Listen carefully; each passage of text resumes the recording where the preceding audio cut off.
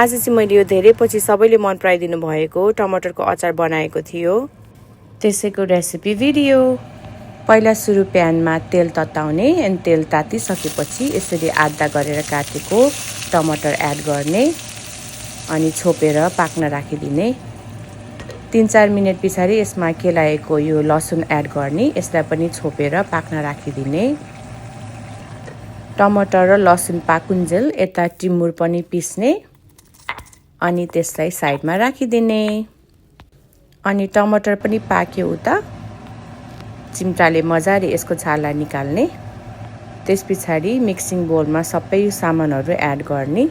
पाकेको टमाटर, त्यसपछि त्यो लसुन, यसो मसिनो गरी काटेको प्याज, बारीको डल्ले खुर्सानी, धनिया, अघि नै पिसेको टिमुर, स्वाद अनुसारको नुन अनि लास्टमा चाहिँ कागती निचोर्ने अनि यसलाई राम्ररी मिक्स गर्ने।